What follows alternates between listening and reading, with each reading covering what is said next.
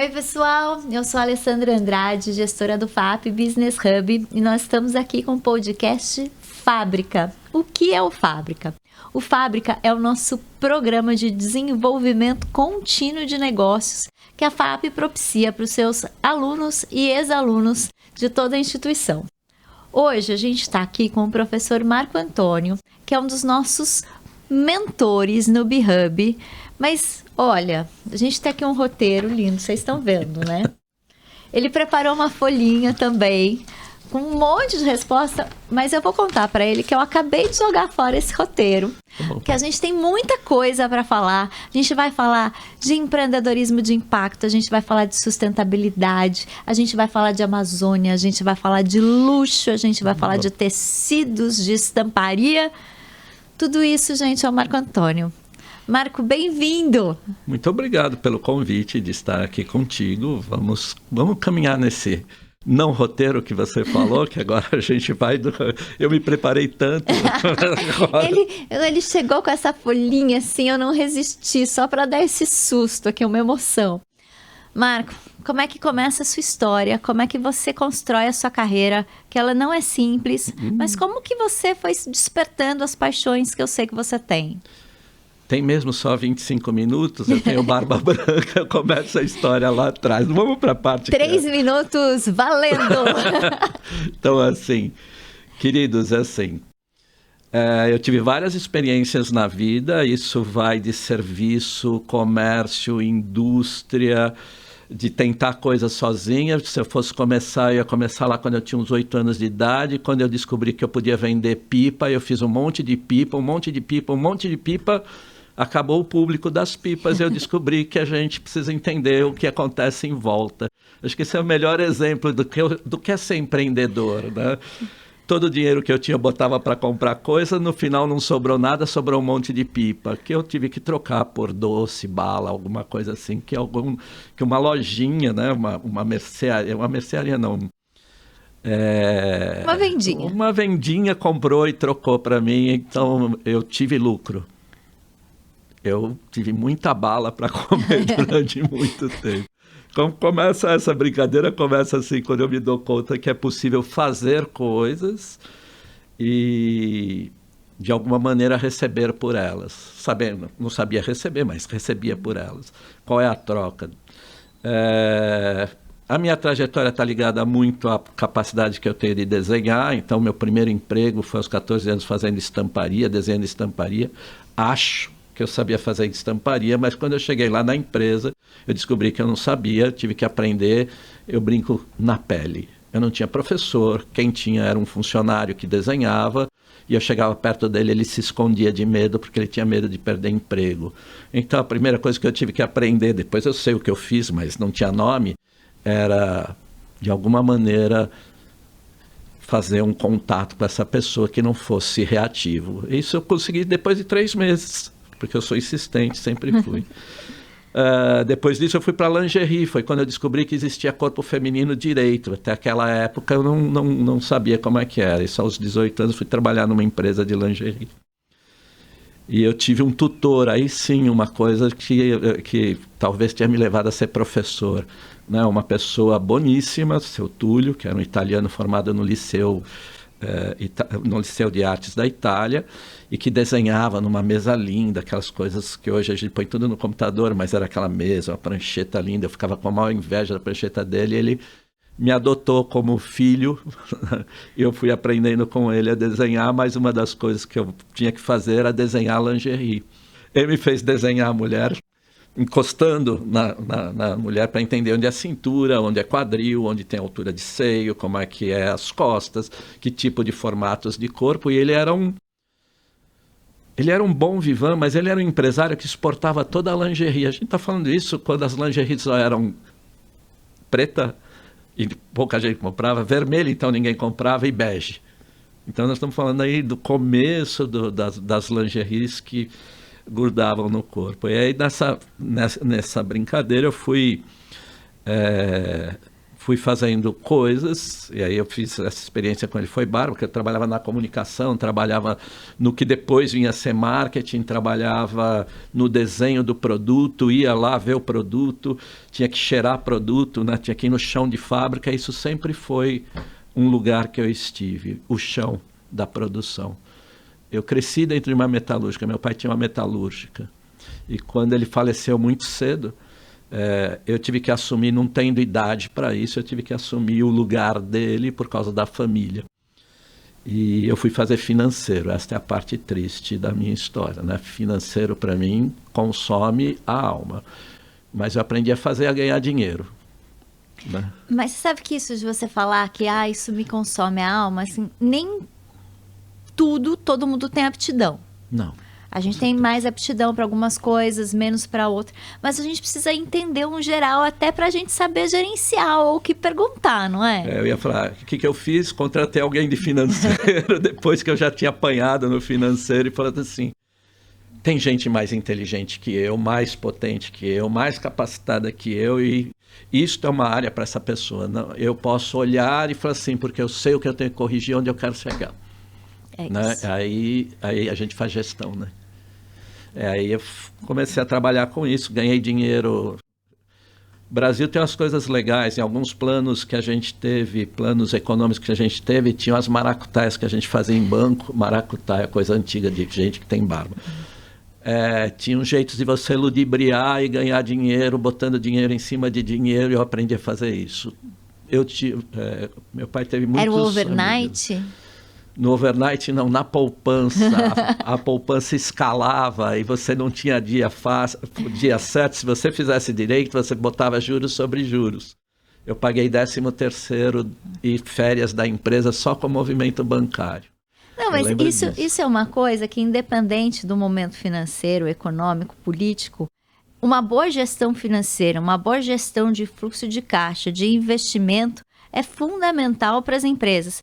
Eu ouço muito falar, e tudo bem, não precisa dizer, porque eu já sei que não é a sua expertise, né? Mas eu ouço muito falar que as empresas muitas vezes morrem por falta de fluxo de caixa. Com certeza. Uma metalúrgica, então, a gente descontava, tem coisas antigas, a gente descontava a duplicata antes da data de duplicata, quem ganhava era o banco, eu suspendi todas essas coisas. Agora, se esse é o seu problema, você fique de olho para assistir o episódio com o professor Celso Campelo. Isso, com certeza. Celcinho vai dizer para você como é que a vida é real. Eu só estava na infância do financeiro. Mas eu acho que isso é muito legal da equipe que a gente criou no B-Hub, que um vai jogando a bola para o outro, né? Com certeza. Então, vamos voltar aqui para o Marco Antônio, que é um cara de sustentabilidade, de criatividade. E aí eu queria que você me contasse um pouco do que é para você o fazer à mão. Eu acho que é princípio. A gente trabalha com uma metodologia chamada Learn by Doing. Isso a gente vai chegar lá no Paulo Freire, que fala de praxis, mas é Learn by Doing. Eu sempre falo assim, Learn by Doing é aprender fazendo, na ideia desse fazer como reflexão. E isso até hoje, porque eu sempre fui muito ligado à ideia de produto, e não do planejamento ou do projeto em si, mas sempre muito ligado ao produto. Isso me dava a capacidade de examinar alguma coisa, que hoje, depois de fazer mestrado em engenharia, a gente chama de engenharia reversa, de examinar alguma coisa, que é um processo bem legal de aprendizado, desmontar e montar. E esse processo, a partir de um produto, porque ele já está testado no mercado, ele já foi visto, ele tem uma concepção que as pessoas desejam, diminui demais, a gente chama hoje de espelho, o que tem deste produto no mercado, qual é o espelho dele, o que é próximo. O meu era mais físico ainda, né? O que existe, eu desmonto, refaço, diminuo tempos, melhoro o design, melhoro a estética, melhoro isto nesse sentido de propiciar um produto diferenciado daquele ao qual eu estava ligado no momento e produzir.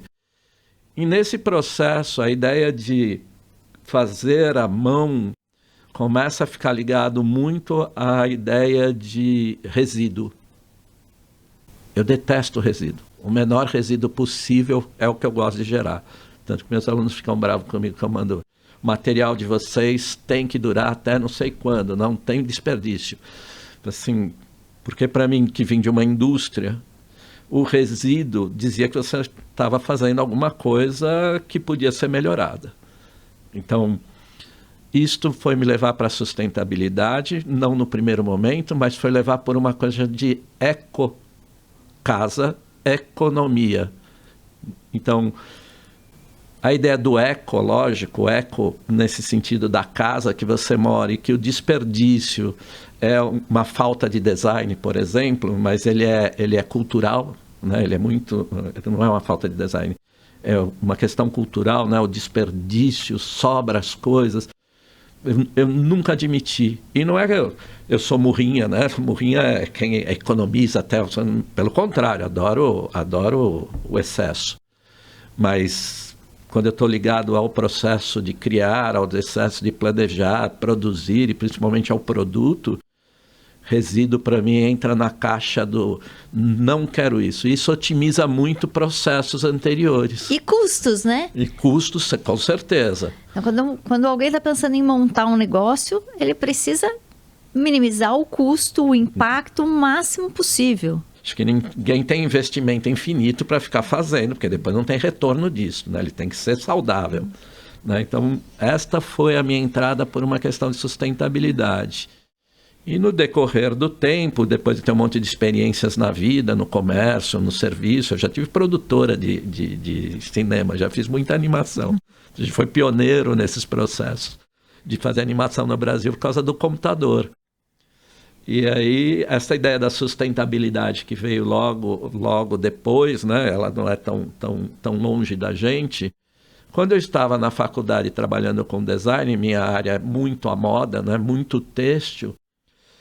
O produto têxtil tem uma característica, principalmente o de confecção, tem uma característica que a maioria dos planejamentos que a gente faz não dão conta. Primeiro, por causa da velocidade de transformação do produto. Então, eu mudo a matéria-prima, é tecido, mas uma hora ela é elástica, uma hora ela é malha, outra ela é plana, isso depende de tendência de mercado, e eu mudo isso com uma rapidez muito grande. Eu mudo os processos produtivos com uma rapidez muito grande. Se a gente olha a cadeia produtiva de moda, de confecção transforma o produto hoje, se a gente fala de fast fashion, numa velocidade absurda. Não tem planejamento. E aí, como é que é esse? Como é que eu vou dar certo num lugar onde eu vou ter que responder de uma maneira muito rápida? Que tipo de metodologia eu aplico? Assim, as tradicionais arrebentam qualquer empresa de confecção, por causa da velocidade de transformação do produto, por causa da velocidade de mudança das matérias-primas, por causa da velocidade em que a produção tem que entregar um produto no final. Aí a gente vai lá para a semiótica, para entender o que está acontecendo no mercado, ter alguma certeza, procura todas as tendências de mercado que você quer, procura todas as possibilidades de garantir uma segurança no projeto de design que você vai colocar. Entender a mudança do seu público, que então é assustadora, porque fidelidade morreu em algum momento lá atrás, troco de marca. Então, esses preceitos me fazem olhar para um lugar em que ou você tem uma inteligência absurda e desenvolver uma sensibilidade muito grande, ou um grupo de pessoas que tem essa sensibilidade, ou você não dá conta. As pessoas falam, nossa, todo mundo que trabalha na confecção é doido. Eu falo assim, pô, doido é o mínimo. Esse cara está pensando no futuro sempre. Mas deixa eu aproveitar isso e te perguntar, trazendo agora para a nossa realidade do B-Hub. Como é que isso funciona na mentoria? Qual foi um projeto desafiador que você recebeu no B-Hub e teve que conduzir? Eu acho que tem... o próprio B-Hub, quando oferece, né, os produtos que a gente tem lá, né, a mentoria é um deles, que a gente pode trabalhar diretamente com a pessoa na ideia. Eu recebo muita gente, pelo menos eu tenho feito, muita gente que já tem um produto pronto. E aí você olha assim, opa, mas tem mercado? Quanto você botou de dinheiro nisso? É o empreendedor que se apaixona pela solução. Ele já está lá. Eu recebo esta pessoa principalmente que já está lá com Tá aqui, ó. É isso que eu quero. Aí eu falo assim, a primeira coisa que eu penso é na potencialidade. Isso aqui pelo que eu entendo de mercado, é viável. É viável na forma como ele está fazendo. Isso encanta outras pessoas além dele, né? Porque se a gente está falando de produzir, se eu tenho um produto, eu vou produzir, eu preciso entregar isso para alguém para que isso seja rentabilizado para mim, né? E aí essas conversas começam um monte de perguntas com muito cuidado junto às pessoas. Muito cuidado mesmo, no sentido de não desabilitá-la do sonho. Mas trazer uma realidade que a gente conhece, que eu também às vezes não conheço o local onde ele está, né? Mas de trazer o máximo de realidade para que isto fique em pé. Isso é um processo de conversa, isso não tem solução, não tem uma metodologia. Fazer, olha, segue aqui a metodologia tal. Depois nós vamos escolher uma metodologia. Depois eu vou passar para o Marcelo, vou passar para o Júlio, vou passar para o Sarkis. Não, para o Sarkis eu não passo nesse momento, é bem depois. Vocês vão conhecer o Sarkis. Em que é uma triagem. Então eu brinco muito que é muito mais uma triagem do desejo da pessoa, daquilo que está presente, e falar, olha, isso tem potencial, isso aqui pode ser conduzido desta maneira. Eu acho que essa é a sutileza do trabalho que a gente faz. Tem um ouvir e tem um propiciar a essa pessoa que fala para você, que narra, que isto que ela está fazendo tem uma força, independente do produto que ela coloca. Que essa força é promotora de ação. Esse, para mim, é a ideia do empreender, né? Eu tenho... Que força é essa que comove? Que força é essa que essa pessoa coloca? Eu acho que, para mim, isso é sempre uma mágica, porque para cada um é de um jeito.